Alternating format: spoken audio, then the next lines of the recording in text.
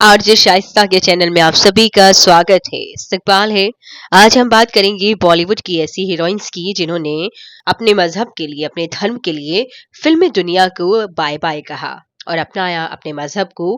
कोई बनी नन तो किसी ने दिया इस्लाम का हवाला। जी हाँ, इसमें सबसे पहला नाम आता है सोफिया हयात। बिग बॉस फेम सोफिया हयात ने बॉलीवुड फिल्मों में एक से एक बोल्ड सीन किए हैं, लेकिन फिलहाल वो फिल्मों और रियलिटी शो से बहुत दूर और एक नन के तौर पर अपनी लाइफ जी रही हैं। सोफिया हयात सोशल मीडिया पर खासा एक्टिव रहती हैं और आध्यात्मिकता से जुड़े हुए अपने सोशल मीडिया पर पोस्ट शेयर करती रहती हैं। विनोद खन्ना, जी हाँ, बॉलीवुड सुपरस्टार विनोद खन्ना एक समय में बॉलीवुड को पूरी तरह से अलविदा कहकर आध्यात्मिकता की तरफ मुड़ गए थे। विनोद खन्ना 80 के दशक की शुरुआत में अपने करियर की ऊंचाइयों पर थे। उनकी फिल्म कुर्बान सुपरहिट साबित हुई थी। इसी बीच एक्टर ने ऐसा फैसला किया कि जिससे सभी हैरान हो गए। वो आध्यात्मिक गुरु ओशो की शरण में चले गए और उन्होंने संन्यास ले लिया। हालांकि बाद में उन्होंने फिर से बॉलीवुड में कमबैक कर लिया। सलमान खान की फिल्म जे हो और big boss fame actress Sana Khan ने बॉलीवुड से छोड़ने का ऐलान कर दिया। उन्होंने सोशल मीडिया पर एक बड़ा नोट लिखा और इसके जरिए इंडस्ट्री को छोड़ने की जानकारी दी। सना खान ने अपने मजहब को मानते हुए कहा कि बॉलीवुड छोड़ने का फैसला मैंने अपने मजहब से लिया है और सना से पहले भी मजहब के आधार पर बहुत सारे स्टार्स ने फिल्मी दुनिया को अलविदा कहा और अपने मजहब इस्लाम को वापस से फॉलो किया। अब नाम आता है जायरा वसीम का। महज 2 फिल्मों से बॉलीवुड में अपनी एक्टिंग का लोहा मनवाने वाली जायरा वसीम को यूं तो किसी की पहचान की जरूरत नहीं है। पहली फिल्म दंगल सुपरहिट होते ही दंगल गर्ल के नाम से जानने लगे। इसी बीच जायरा ने सोशल मीडिया पर एक ऐसा ऐलान किया जिसने सभी को हैरान कर दिया।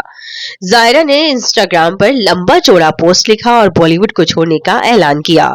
जायरा ने लिखा था, मैं अपने काम से खुश नहीं हूँ। मैं भले यहाँ फिट हो रही हूँ लेकिन मैं यहाँ की नहीं हूँ। ये मुझे मेरे ईमान से दूर कर रहा है। एक्ट्रेस बनने की वजह से इस्लाम से दूर होती जा रही और मैं इस फील्ड से रिश्ता तोड़ रही हूँ और मैंने ये फैसला सोच समझ कर लिया है।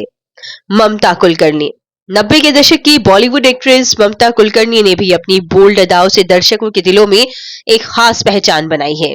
शुरुआत में ममता की अंडरवर्ल्ड छोटा राजन से संबंधों की खबर थी, लेकिन कुछ वक्त बाद ही उनका नाम ड्रग तस्करी करने वाले विजय गोस्वामी के साथ भी जुड़ गया। उसी के चलते दुबई और केन्या में रह रही थी। तस्करी के चलते विक्की जेल चला गया। ड्रग तस्करी के नाम जुड़ने के बाद ममता कुलकर्णी का करियर खत्म हो गया। ममता कुलकर्णी लंबे वक्त से फिल्मों से दूर है और सन्यासिनी का जीवन जी रही हैं। बात करते हैं अनु अग्रवाल की। 1999 में अनु एक बेहद दर्दनाक हादसे की शिकार हो गई थी। इस दौरान वो 29 दिन कोमा में रही, जिसके बाद उनके जिस्म ने उनका साथ छोड़ दिया था। 29 दिन कोमा में रहने के बाद जब अनु होश में आई तो वो खुद को पूरी तरह से भूल चुकी थी। याददाश्त खो चुकी अनु के लिए ये उनका पूर्ण जन्म ही था।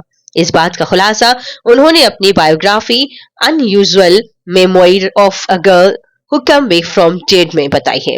उन्होंने अपनी ये बुक 2015 में लिखी। अनु ने अपनी सारी संपत्ति दान में देकर संन्यास का रास्ता चुन लिया है। फिल्म आशिकी के बाद Anu king uncle, return of jewel thief, Gajab Tamasha, खलनायिका जैसी फिल्मों में नजर आई। उनकी आखिरी फिल्म 1996 में आई जिसका नाम रिटर्न ऑफ ज्वेल थीम था।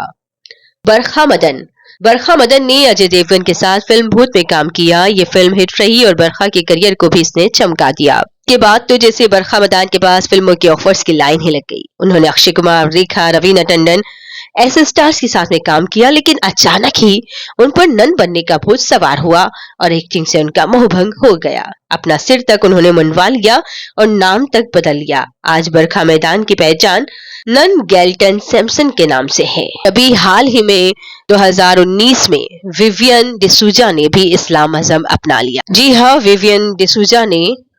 विवियन अभी ओटीटी बिग बॉस ओटीटी में नजर आ रहे हैं। उन्होंने 2019 में इस्लाम मजहब अपना लिया था। उन्होंने एक इंटरव्यू में इस बात का खुलासा किया कि मेरी जिंदगी में बहुत कुछ नहीं बदला। मैं ईसाई पैदा हुआ था और अब मैं इस्लाम का पालन करता हूँ और